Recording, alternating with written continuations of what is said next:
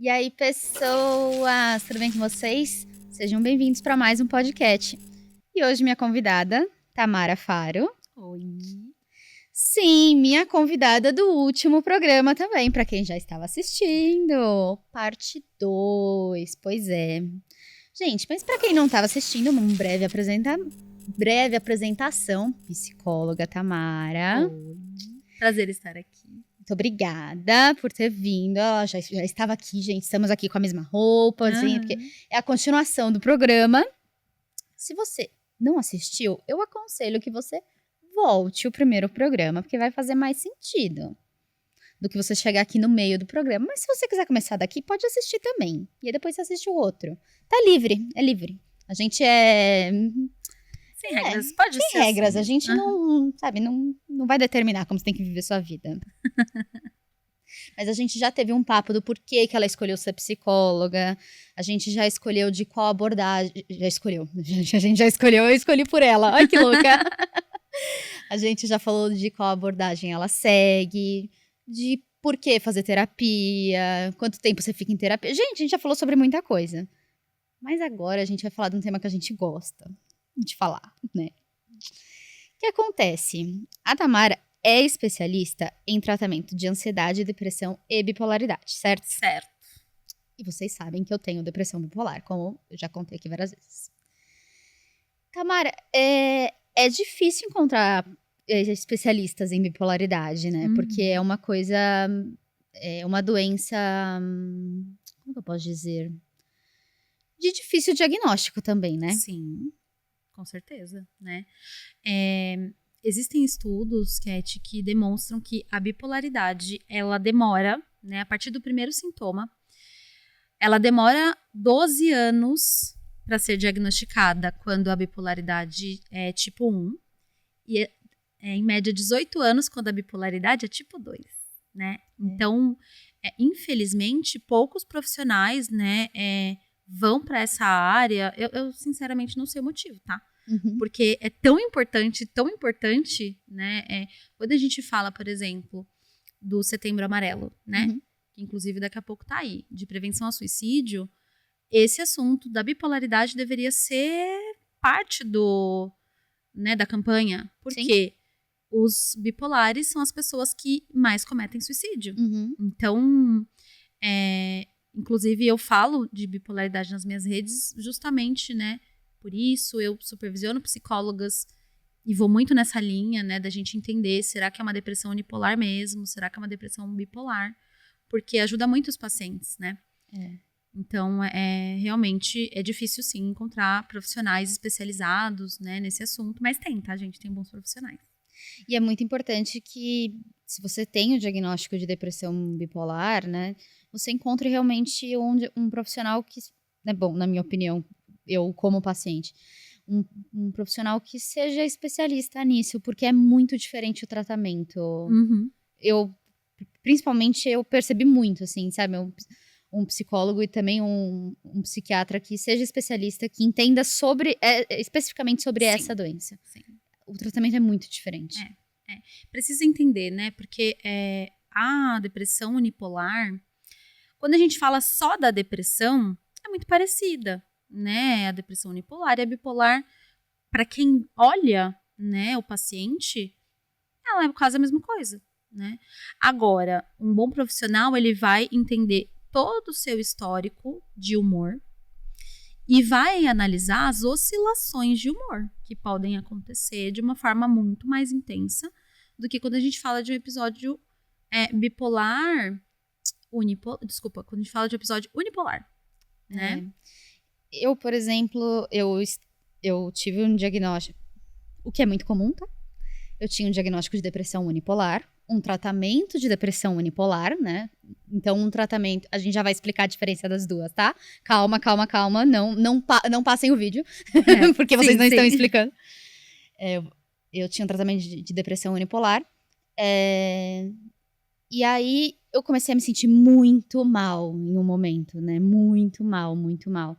E eu falava pro meu psiquiatra da época, eu tô muito mal, tipo, eu tô piorando. E ele falando, mas eu não sei o que tá acontecendo, tipo assim. Uhum. E ele trocando o antidepressivo. E ele trocando o antidepressivo. E eu afundando. Tipo, eu falando, gente, tipo, eu tô piorando. Sim. Socorro, alguém me tira daqui do O antidepressivo fundo. não está me tirando da depressão. E você tá trocando, tipo assim, ele trocava, dava o tempo, né, e não. E aí trocava, dava o tempo e não. Até que falaram, gente, vamos trocar o psiquiatra, tipo, vamos tentar ver se outro psiquiatra tem outra. E aí me levaram, na sorte, num psiquiatra que era especialista em depressão bipolar. Ai, que bom. Na primeira conversa com ele, Ele já matou a charada. numa frase que eu falei, ele fez tipo, peraí, repete o que você falou aqui. Você o quê? O que você fez mês passado? Uhum. Estourou o cartão de crédito? Uma dívida de quanto? Aham. Você nunca teve essa dívida? Não, mas peraí, você tem grana e você fez essa dívida? E exatamente isso, tá, gente? Foi exatamente isso. Você tem grana e você fez essa dívida? Mas por quê? Você gastou com o quê? Mas você não o quê? E junto com isso, como tava seu sono? E aí você não precisava dormir? Produtividade aumentada? Nossa, né? E você se sentia a dona do mundo? Aham. E você era mais inteligente que todo mundo. Mais inteligente, mais bonita, mais Nossa, o comunicativa. mundo ficou burro. Entendi. Vamos tentar entrar com outro remédio aqui. Ele chama. Regulador de humor, esse remédio aqui chama. Estabilizador de humor. Gente, melhorei. 3 dias eu tava. Bom, vamos lá. Explica pra eles a diferença de uma depressão bipolar pra uma depressão unipolar. Porque, gente, não é que eu gosto de Coca-Cola hoje e amanhã eu não gosto mais, tá? Não. Eu prometo pra vocês que eu gosto de Coca-Cola desde que eu nasci. Tá? Eu juro. Vamos lá. Então, só um pouquinho, falar o conceito da depressão como um todo, acho que é importante, tá? A depressão não é só você ficar triste, tá? Depressão, ela vai muito além disso. Então, a depressão pode envolver tristeza ou não, né? Existem episódios depressivos que não tem tristeza, na verdade tem anedonia. O que é anedonia? Quando eu estou apática, quando eu não sinto nada, tá? Então, quando a gente fala depressão, tem alguns pilares aí que a gente vai entender, tá? Então, por exemplo, eu posso considerar um estado depressivo algumas setas para baixo quando eu falo de sono, quando eu falo de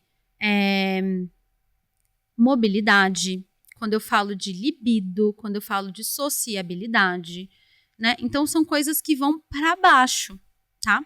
Isso é depressão. E na depressão unipolar, basicamente, né, nós temos, vamos imaginar uma linha, um tracejado aqui. Uhum. E isso daqui é o meu estado neutro, tá? No meu estado neutro, eu posso deprimir, então eu vou para baixo e depois eu volto. Então eu fico com mais sono, mais cansada, mais pessimista, querendo ver as pessoas muito pouco, com nenhuma vontade de fazer sexo, e vai tudo lá para baixo. E aí ela vem para cá e fica aqui, né? Então a depressão unipolar, ela é muito parecida com a depressão bipolar nesse sentido, tá? Só que quando a gente entra na bipolaridade, o que acontece? Então eu tenho aqui nessa linha a depressão bipolar, ela vai descer e ela vai subir, e vai subir muito. Ela não vai parar aqui, né? Então desceu, veio aqui pro neutro. Não, ela vai subir, tá? E geralmente, né, depressões bipolares, elas são mais graves do que as depressões unipolares. Então, o que eu faço para diferenciar, basicamente, numa depressão unipolar, a pessoa, ela geralmente tem um motivo por trás, ela tem pensamentos distorcidos sobre a realidade, é uma depressão mais psicológica, tá? A depressão bipolar, ela pode também ter motivos por trás, né? Alteração de ambiente, tudo, mas não necessariamente, né? Uhum. Principalmente quando não é a primeira depressão do transtorno, né? Porque na bipolaridade você deprime uma vez, depois você deprime a segunda, depois a terceira. Se você não trata, você vai deprimindo a vida inteira, né? Com um curto espaço de tempo, cada vez mais, né? Então, essa depressão, ela ela vai subir depois, tá, gente? Então, ela vai descer, vai subir, vai descer, vai subir e vai ficando cada vez pior. Eu faço para diferenciar, principalmente analisando o sono da pessoa, como que fica, e a motricidade da pessoa, como que fica. Então, uma depressão unipolar é muito difícil deixar a pessoa de cama. A pessoa que fica no quarto, trancada e não quer fazer nada, né? É muito difícil. Agora, quando acontece isso, eu penso imediatamente numa depressão bipolar, né? Da pessoa ficar de cama, com o corpo pesado, né? Parecendo que tem chumbo nas pernas, chumbos, né? Não sei se você já sentiu isso, mas assim, o corpo pesa, né? Parece mesmo que você não consegue sair da cama, tem uma coisa em cima de você, assim. Né? Então, e aí falando um pouquinho mais, né, do sentido neuroquímico da coisa, a depressão unipolar, ela pode até ter uma desregulação neuroquímica, né, e aí você vai tomar um antidepressivo, mas a depressão unipolar não. A depressão bipolar, né, depressão bipolar você vai tomar outros tipos de medicamento, você vai precisar fazer um reajuste de rotina, você vai precisar dormir certinho, você vai precisar comer certinho, você vai precisar fazer exercício, tá? Nas duas, mas na bipolar mais ainda, né? Então muda tudo. Assim, quando a gente é profissional e tá por trás, né, do tratamento, a gente vê que muda muito, tá? De uma depressão para outra. E é muito comum, né, que quando você tá indo pra fase de mania, né, que é essa fase onde você, né, sobe, que você paciente, infelizmente você confunda que você tá melhorando da depressão, né, porque como você tava ali, né, na cama, sem sair da cama, afundado no seu quarto, sem conseguir fazer nada, tipo, preso naquela tristeza, naquela apatia, naquela coisa profunda. E aí, de repente, você começa a se sentir melhor. Você começa... Aí você não começa a se sentir só melhor, né? Você começa a se sentir o melhor do mundo. Incrível. Você é o cara, né? Só que você é o cara, você é o mais rico, você é a pessoa que faz o melhor sexo do universo, você precisa fazer mais sexo com todas as pessoas do mundo. Tem ideias mirabolantes. Enfim, tudo é muito... Antes você precisava dormir 18 horas por dia, agora você precisa dormir 3. Então, todas as outras horas você é produtivo. Então, você tá ruim? Não, você tá muito bem. Não, na real, você tá muito mal, cara. Né? Porque tudo que, né? Tudo que sobe vai descer. E no caso da bipolaridade, vai despencar. De uma forma que na hora que despenca, meu irmão. Sim. Né? Vamos lá. Eu costumo fazer falar uma metáfora para os meus pacientes para explicar um pouquinho as fases, né, da bipolaridade, para explicar a bipolaridade como um todo, né? Mas antes da metáfora, acho que é legal dizer o seguinte, né, gente? Tem basicamente, né, o cortisol e a dopamina envolvidos, né, nesse sobe e desce aí. E aí a gente acha, então, por exemplo, né, na depressão, na fase depressiva da bipolaridade, tem muito cortisol ali, né? Então a gente vai deprimir mesmo, beleza. Mas aí na mania ou na hipomania tem dopamina. Então não é bom? Dopamina não é bom? É bom. Dopamina demais é bom? Não, né? Nada demais é bom. Inclusive, dopamina demais. Tem estudos que indicam, né, que a dopamina em excesso, ela se transforma em um componente tóxico para o cérebro, que começa a matar as células do cérebro, digamos assim, né? Então, geralmente bipolares falam, né? Me deixa um pouquinho na mania, me deixa um pouquinho na hipomania, por favor, que é tão gostoso. De fato é, né? De fato é. Mas as consequências podem ser danosas, justamente por esse senso de grandiosidade, né? E é justamente por você ficar em hipomania e mania que em algum momento você vai deprimir, né? O preço da fase gostosa da bipolaridade, que é a mania e a hipomania, é a depressão depois. Que pode ser uma depressão um pouco mais leve ou uma depressão geralmente severa. Sim. E mesmo as consequências do que você pode fazer ali, né? Enquanto você tá em mania e tal. As pessoas... eu sei porque eu já recebi esse tipo de pergunta. Mas você tava fazendo sexo nenhum enquanto você tava ali. Agora você quer fazer sexo. Cara, mas de repente, eu sei porque, por exemplo, nem foi o meu atual psiquiatra que me deu esse exemplo, foi um antigo psiquiatra meu. Eu falo, eu estou no meu 3º psiquiatra. Gente, trocar de psiquiatra é pior do que terminar relacionamento, tá?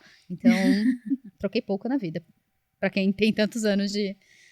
Foi meu ex-psiquiatra que me deu esse exemplo. Ele fala, eu tive uma paciente com bipolaridade que, nessa necessidade tão alta dela pela sexualidade e tal, ela acabou se prostituindo.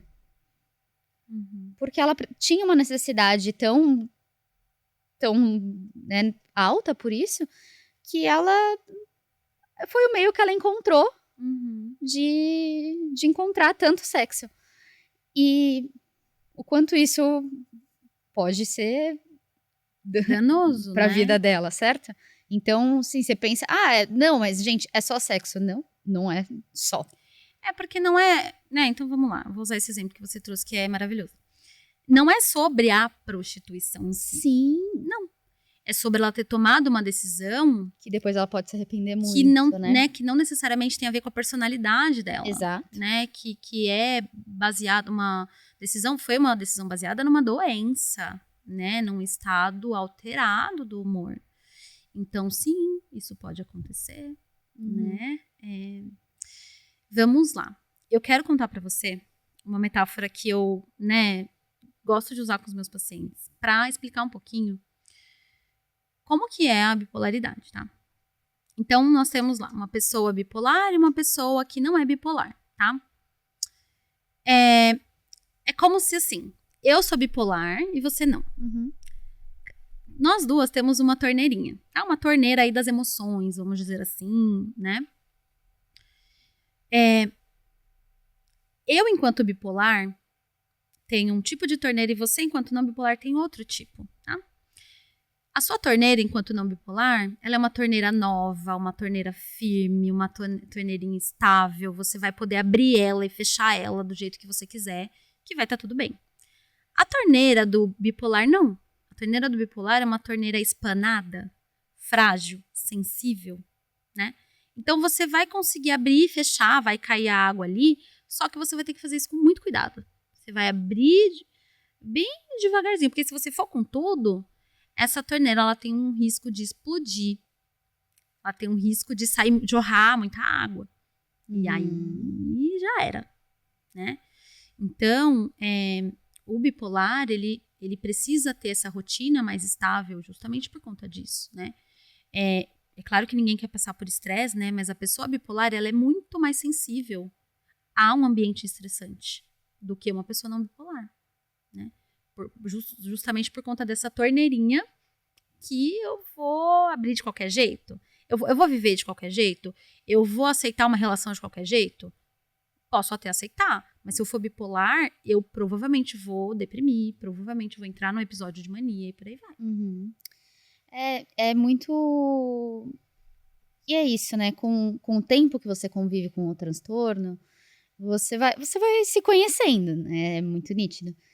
Eu percebo o quanto é claro, assim, o quanto pra mim é mais difícil se recuperar, por exemplo, de uma briga, por exemplo. Discutir aqui com você. Uma discussão tranquila, vamos dizer assim, uma discussão. Pô, no dia seguinte, você já tá ali vivendo a sua vida. Pô, eu vou ficar 2 semanas vivendo aquele negócio.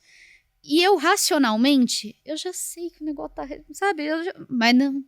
Gente, vai viver 4 dias o meu sono bagunçado, eu tendo pesadelo com o negócio, meu sono bagunçado, eu passando mal. Né?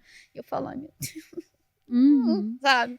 E isso que você tá falando, tem uma coisa na psicologia e na psiquiatria, quando a gente vai falar de bipolaridade, que são sintomas prodrômicos. Já ouviu falar? Sintomas prodrômicos são aqueles sintomas que são sinais, são bandeirinhas vermelhas. Que assim, eu ainda não tô no episódio maníaco, ainda não tô no episódio depressivo, mas eu sei que isso daqui começa a ter um desenho desse episódio. Então, por exemplo, né? Uma pessoa que na mania gasta muito, ela já começa a ligar para o banco e aumentar limite. Ela já começa a entrar mais em sites de compra, junto com dormir muito pouco, junto com ter ideias e tudo mais. E aí, geralmente, é importante que a família do bipolar entenda o que é a bipolaridade. As pessoas que estão próximas, né? É importante que elas entendam para que elas possam ajudar. Porque se eu tô numa hipomania ou mania, eu não vou me perceber. Eu posso me perceber só quando der muito ruim. Não, deu ruim, agora eu fiz uma coisa que... Mas já era, né? Agora, se você tem uma família que sabe o que é o transtorno bipolar, se você, dentro da sua sessão de terapia, né, fez o seu mapa ali dos sintomas prodrômicos, ou seja, se eu olhei bem para minha bipolaridade, eu olhei bem para os meus sintomas e eu sei dizer quando as coisas começam, só que isso quando eu tô estável, tá, gente? Isso é feito na terapia quando o paciente tá estável e a gente faz um documento. Quando ele tá instável, a família geralmente que vai começar a perceber. Peraí, fulano não tá bem? Fulano começou a dormir pouco, fulano começou a ficar no site de compra demais, né? Ou, sei lá, tá usando agora um decote aqui no umbigo e falando que vai fazer não sei o quê. Pera, né? A gente precisa que a família esteja ciente disso para dizer, olha, você tá entrando num tá episódio legal aí, não tá legal. E aí, o que a gente precisa fazer, né? Precisa dormir mais, precisa voltar pra rotina, precisa ajustar o ambiente, né? Precisa resolver qual o problema, precisa ligar para o psiquiatra para ajustar a dose de medicação, né? Então, isso é muito importante dentro do tratamento, né? E é feito em conjunto, né? Psiquiatra, psicólogo e família. Sim. E entender que eu acho muito importante, eu digo isso sempre assim, entender que certas coisas eu demorei muito para entender isso, e quando eu entendi, eu falo, putz, que libertador, e como minha vida ficou mais fácil. Entender que, cara, a vida é diferente mesmo. A vida é diferente pra gente mesmo. E quando você coloca certos limites e entende que determinados ambientes vão ter que ser diferentes, determinadas coisas você vai ter que fazer de modo diferente, você vai ter que respeitar a sua rotina, você vai ter que... Cara, na hora que eu comecei, por exemplo, a respeitar mais a minha rotina... gente, é claro que tem dia que eu quero ir dormir mais tarde porque eu saí pra ir numa festa... Calma. Sim, você pode fazer isso. Você não vai, tipo, um dia que você foi numa festa e dormiu mais tarde, calma. Não é isso também, né? Eu tô dizendo que você não pode fazer isso com toda frequência. Mas, por exemplo, eu era uma pessoa que, tipo, suportava muito pessoas tóxicas em mim. Tipo, ficava ali, tipo, me maltratando com as pessoas tóxicas. A hora que eu entendi que eu falava... Na primeira machucada eu te tiro da minha vida. Ai, que intolerante. Bom, me chama de como você quiser. Mas isso me poupa de tanta crise. Sim, eu imagino. Nossa. E tá vendo? É na terapia que a gente vai falar dessas coisas, né? Isso me poupa de tanta crise, pronto. Gente, eu tiro muita gente da minha vida, é verdade. Mas enfim, mas é isso. Você vai entender que você é uma pessoa diferente? Sim, sou diferente. Mas a vida fica mais fácil, a vida fica mais fluida. Tem gente que fala, né? O diagnóstico vai te colocar numa caixinha. Eu falo, mentira. O diagnóstico vai te tirar da caixinha. Você, a partir do diagnóstico correto, né? Você começa... Então é isso. Isso aqui que estava acontecendo comigo, né? Você começa a se libertar, você começa a entender, né? E aí, né? A partir do diagnóstico correto, você, com o tratamento correto, a sua vida muda. Muda. Você começa a entender... tá, eu funcionava assim por causa disso, disso e disso. E agora eu entendo que eu não posso me dar o luxo de, por exemplo, dormir tarde 3 vezes na semana. Que eu não posso me dar o luxo de ter uma alimentação errada, etc, etc. Uhum. Porque, claro, gente, tudo isso que a gente tá falando aqui é bom pra todo mundo, bipolares ou não, tá? É. Mas, pro bipolar é como se fosse uma regra muito séria mesmo. Sim. Precisa ser levado a sério. Senão, não tem medicamento que resolva, não tem terapia que resolva. Se a rotina não estiver certinha. Eu tô lendo um livro sobre bipolaridade, inclusive maravilhoso, que ele fala o seguinte, né? Que tem alguns me estudiosos. O livro É. se chama Convivendo com Bipolaridade. Um livro amarelinho. O autor desse livro, né, é um psiquiatra renomado, tal. Ele fala o seguinte, psiquiatra não, psicólogo renomado. Mas ele fala que autores, né, que estudam sobre a bipolaridade, alguns dizem que só o medicamento basta, outros dizem que tem que ser medicamento e terapia, e outros vão dizer que não precisaria nem do medicamento, nem da terapia. Se a pessoa tivesse a rotina saudável e com horários certinhos, muito certinha, não precisaria do medicamento. Então, tem estudos nesse sentido, acho que inconclusivos, tá? Mas eu não sou muito desse time, não. Eu sou mais do time das 3 coisas juntas, né? O medicamento, que é pra vida inteira, né, gente? O tratamento medicamentoso pra bipolaridade, pra sempre, né? Pra sempre. Uhum. Com a terapia e, junto com tudo isso, uma rotina estruturada, bonitinha. E aí, as pessoas, elas têm muita... Elas não gostam, óbvio, de receber esse diagnóstico, porque elas sabem que vão tomar remédio pra sempre, né?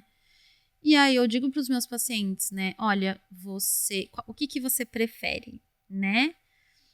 Ficar sem tomar o remédio e terminar seu relacionamento, não, sei lá, conseguir crescer no seu emprego, né, ficar depressiva ou depois sair agressiva com as pessoas e tal, ou você prefere tomar o medicamento, não é gostoso, mas que ele vai te trazer uma estabilidade a ponto de você ter melhores relações, a ponto de você conseguir desenvolver no trabalho, etc, etc.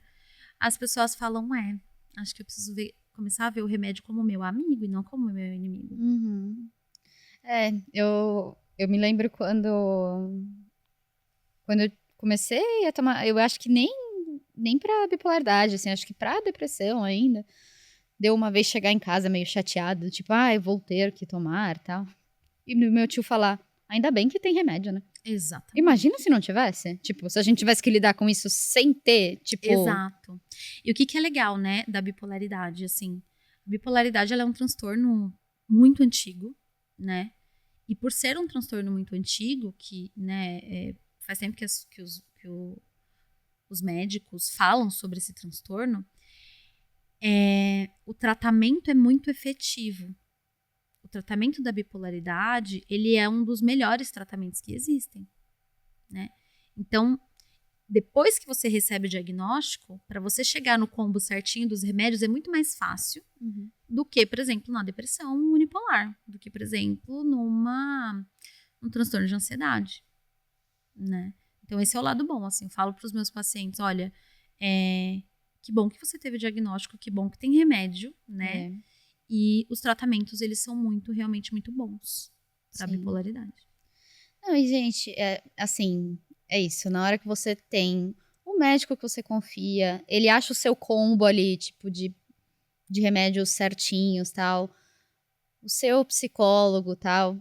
Gente, flui, sabe? A vida flui. E se eles se conversarem, melhor ainda, tá? A vida flui. As pessoas me perguntam muito, mas entra em crise toda hora. Não. A vida flui com estabilidade por bastante tempo, tal. Vai entrar em crise uma hora ou outra? Vai. Mas você já vai saber o que fazer, exatamente. Né? Você se conhece, você aprende a conhecer seu cérebro. Eu falo, cara, eu me conheço muito, né? Assim, ao menor sinal de não sei o que, eu falo, tem alguma coisa errada acontecendo aqui. Eu sou uma pessoa que deprimo muito mais do que... Você é tipo 2? Deprimo muito mais. Ao menor, eu já começo a falar e... tô ficando esquisita. tô ficando esquisita e não é normal. Uhum. Aí já vou, meu psiquiatra fala, tô ficando esquisita. Ele fala, mas esquisita ao ponto de eu ter que mexer ou esquisita a gente vai segurar aqui? Eu falo, não, dá pra segurar. Uhum. Então, Sim. a ponto disso, a ponto de falar, não precisa mexer no remédio, não. Mas eu sei, por exemplo, que, por exemplo, né, em episódios depressivos, sei lá, pegar exemplo de um paciente aqui que eu atendo, né? Comecei a entrar na depressão, o que eu preciso fazer? Eu já sei que eu tenho que levantar cedo, mesmo muito difícil, tenho que levantar cedo, eu tenho que dar uma volta no quarteirão, isso já me ajuda, né? Pronto. Ou não, eu tenho que ligar para alguém que eu amo para conversar um pouquinho sobre futilidades da vida. Então, né, o tratamento psicológico e até com psiquiatra ajuda você a entender, assim, o que eu sei que eu preciso fazer. Uhum. E o que eu vou fazer. Sabe a caixinha que eu trouxe para você com os post-its? É meio que isso, assim, ó, eu sei que eu tô entrando em depressão, tem um post-it lá escrito que eu tenho que levantar e caminhar. Que eu tenho que abrir a janela do meu quarto e receber luz. Inclusive, essa coisa da luz, não sei se você já ouviu falar, né, que tem estudos que indicam aí que a luminosidade natural, ela pode ajudar muito a te tirar da depressão. E que se você tá em episódios de mania, né, hipomania ou mania, a hipomania é a mania um pouco mais leve, tá, gente? Se você tá em episódios de hipomania ou mania, ajuda muito você ficar num quarto escuro por mais tempo. Sabe que uma vez eu fui pra Londres fazer um curso Que não faz sol ali, né? Ai, gente, ai, meu Deus do céu. Eu fui pra Londres fazer um curso de vocabulários publicitários em inglês. Eu fui pra fazer um curso de 30 dias, fiquei 2,5, tive uma hipercrise e voltei. Uhum. Assim, não dá, me tirem daqui porque eu vou morrer nesse lugar. E aí, troca minha passagem, me enfia no avião e volta, porque eu vou ter um troço nesse lugar. Uhum. E aí eu voltei direto, assim, pisei no Brasil, fui pra sala do meu psiquiatra, né? Eu me lembro dele olhar pra mim e falou, mas você também não me ajuda, né? Era janeiro em Londres, só chovia. Ele falou, como é que você tá? Tal. Eu falei, agora eu tô melhor, tal, tô aqui, não sei o que lá. Ele falou, mas você também não me ajuda? O que você vai fazer em Londres em janeiro? Sabe? Você já é depressiva, o que você tá fazendo lá? Sabe? É isso, sabe? Um lugar, pra mim, dias chuvosos, nublados, pode olhar, eu já tô meio tipo... E Londres, você olha, é uma cidade depressiva, né? Assim, não faz sol, só chove. Tem um paciente de lá que é bem difícil, viu? Bem difícil, porque vai dar uma volta na rua e tomar sol, não sol, existe, né? Então a gente vai focar em outras coisas nesse caso, mas assim, de fato é complicado, né? Lugares que não... Tem um tipo de depressão que é chamado de depressão sazonal, que é isso, né? As pessoas deprimem no inverno. Ou em países que, né, sempre inverno ou sempre muito escuro. Por conta disso, né? Desse conceito aí da terapia das luzes. Pois é. Eu sinto bastante diferença mesmo em dias mais ensolarados ou mais chuvosos e tal. Eu sinto uma diferencinha, assim, no meu humor. Uhum. Mas ainda bem que aqui a gente tem mais dias ensolarados do que... Sim, né? ainda bem, sim. Do que chuvosos e tudo mais. Eu abri uma caixinha de perguntas pra você no meu Insta, né? Oba, adoro. As pessoas não sabem que é você, assim. Mas eu dei uma breve falada sobre o que você falava e tal. Eu não vi o que mandaram. Tá, vamos lá. Qual a diferença entre uma crise de ansiedade pra uma crise de pânico? Boa. A crise de pânico, ela tá na mesma classificação ali da ansiedade, tá? Mas a diferença da crise de pânico para a crise de ansiedade é a intensidade e o tempo do pico dessa crise, né? Então, eu posso ficar numa crise de ansiedade, sei lá, por 10 minutos e vai aumentando muito aos pouquinhos, eu vou ficando agitada, eu vou ficando acelerada. Na crise de pânico, vai de 0 a 100 muito rápido, né? E o principal ponto de diferença é que na crise de pânico você tem a certeza de que você está morrendo, de que você está correndo risco de vida. Por isso que é muito comum as pessoas procurarem, né, o pronto-socorro, por exemplo, numa crise de pânico. Porque o meu coração acelera tanto, ao ponto de eu achar que tô tendo um infarto, de eu achar que eu tô morrendo mesmo, né? Então essa é a grande diferença aí das duas coisas. Inclusive, é uma pergunta meio relacionada à outra, que é se você acha que os profissionais de pronto-socorro não estão preparados para a saúde mental. Acho que estão melhorando, tá? Acho É. que tem muito a melhorar, mas eu já recebi muitos pacientes, assim, para as primeiras sessões, né? Que falaram, olha, eu fui no pronto-socorro porque eu tava passando mal, mandaram procurar o psicólogo. Porque não era nada físico, era alguma coisa emocional. Então eu vejo que está crescendo o número de enfermeiros e profissionais de saúde ali desse atendimento de pronto-socorro, que eles estão entendendo um pouco mais, por exemplo, do pânico. Eu acho que isso tem melhorado. E quem não, né, se você é profissional de saúde que atende em pronto-socorro, é importante que você faça um mini curso ou estude, né, por conta ali, um pouquinho sobre, né, transtornos de ansiedade, principalmente, porque vai muito transtorno do pânico, né, para esses lugares. Eu já tive experiências bem positivas e bem negativas em pronto-socorro, assim. Bem negativas em ponto de, assim, de chegar. Eu acho que assim, eu já fui para o hospital tendo crises e sabendo que era uma crise de ansiedade ali, mas precisando de mais remédio do que eu já tinha tomado em casa e falando assim, eu só posso tomar isso no hospital, porque se eu tomar isso em casa, não sei, né? Tipo, só posso tomar isso no hospital. E aí chegando falando e tipo, mas eu vou te dar isso. E enfim, como eu tomo muito remédio há muito tempo, eu falando, não, você não pode me dar isso, porque eu já tomei tanto, se você me der isso, você vai misturar isso e tal. E aí ele falou, oh, meu Deus, pensa um pouco, sabe? Exato. Né? Raciocina. Mas já tive experiências ótimas também, então. Uma coisa importante do que você tá falando é o seguinte, eu já atendi algumas pessoas que assim, eu passei no clínico geral e ele me deu um antidepressivo. Aí ele me deu um ansiolítico. Não faça isso. Porque imagina que assim, tá? Você é bipolar, você não pode tomar antidepressivo, certo? Se você tomar, ruim, você vai ficar pior, né? Então, se acontece isso, a responsabilidade é deles, mas assim, né? Não tem muito o que fazer agora.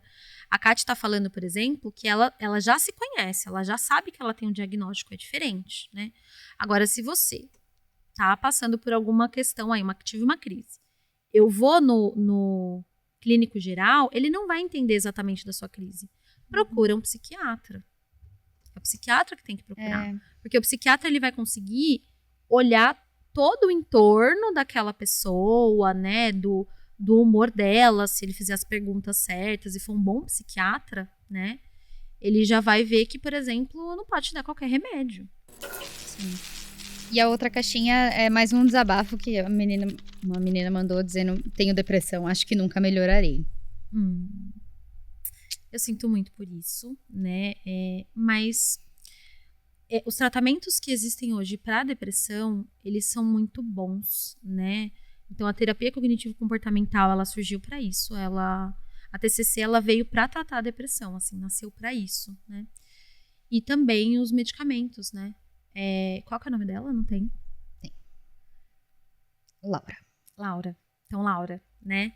Eu te digo que você pode ter muita esperança, assim, de melhorar, sabe? Se você fizer um tratamento correto, pelo tempo correto, né? Com profissionais qualificados, profissionais especialistas em depressão, né, que atuem com abordagens realmente que realmente funcionam para isso, que sejam cientificamente eficazes para o seu caso da depressão. Né? Então, pode ter essa esperança, sim, em buscar ajuda.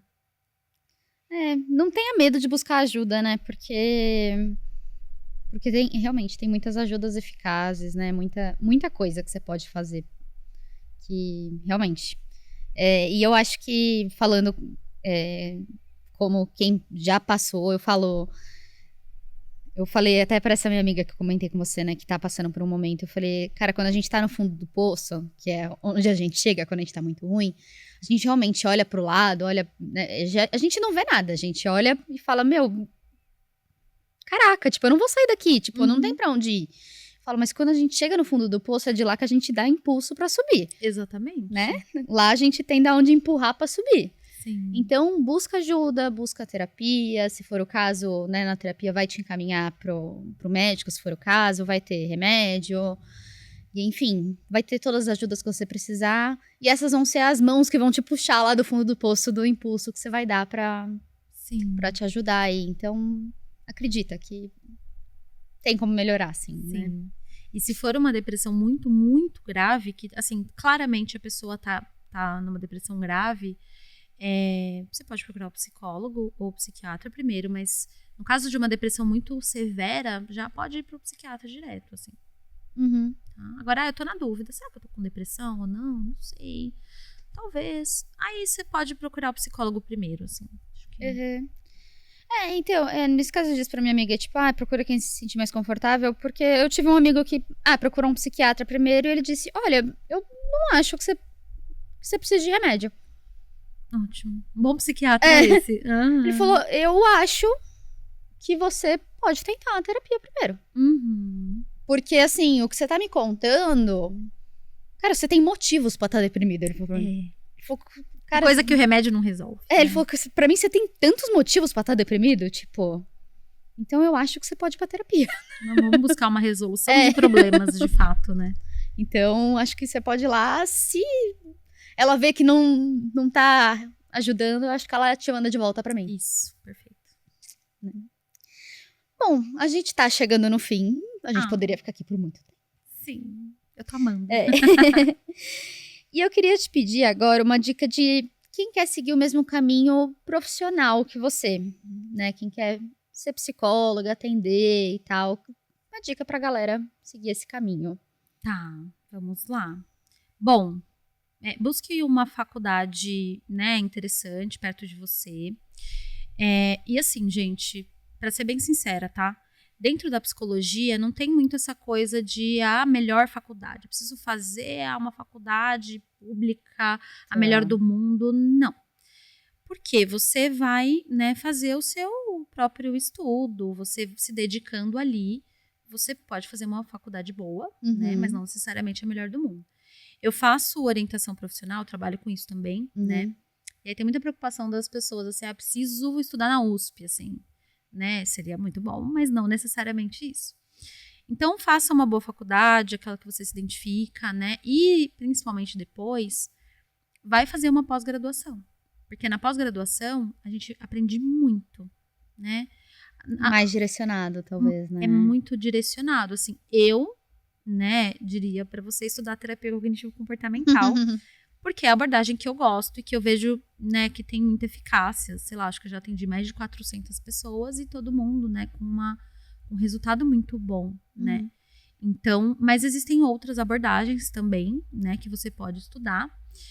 E se você é estudante de psicologia, a dica que eu te dou é tenta se aproximar de profissionais que você admira, tenta entrar em contato, assistir vídeos e principalmente, né, quando você começar, fazer uma boa supervisão, né? Então, tem profissionais recém-formados que vão atender meio que do nada, assim, vou lá, vou sentar lá e vou começar a atender.